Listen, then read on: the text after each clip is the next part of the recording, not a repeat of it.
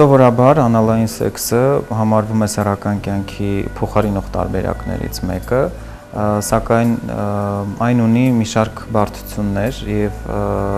որպես կանոն իհարկե մենք հաճախ ունենում ենք դեպքեր կապված հենց անալային սեքսի առաջացած բարդությունների հետ։ Առհասարակ իհարկե անալային սեքսը պահանջում է որպես կանոն հիգիենայի խստիվ կանոնների պահպանում երկու սեռերի կողմից, որի դեպքում իհարկե կնվազեն բացասական հետևանքները։ Բացասական հետևանքները սովորաբար կապված են ուղիղ աղիքի պատիճակի հետ, արյունահոսությունների հետ, ինչու չէ նաև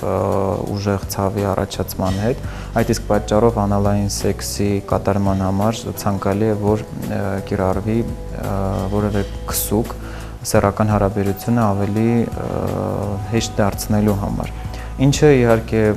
մեր իրականությունում հազվադեպ է կիրառվում կամ ընդհանրապես չի կիրառվում։ Ինչ վերաբերվում է կոնկրետ այս դեպքին, թե այն համարվում է այլասեռում, թե ոչ, առհասարակ նման դեպքերում, եթե սեռական գործողությունը կատարվում է երկու կողմերի համաձայնությամբ, ապա տվյալ ակտը կարող է համարվել ֆիզիոլոգիական, այսինքն նորմալ։ Եթե գործողությունը կատարվում է որևէ մեկի կամքին հակառակ, այսինքն ստիպողաբար, ապա այս դեպքում տվյալ երևույթը չի կարող համարվել նորմալ դրսևորում։ Նույնն էլ անալային սեքսի մասին է, դա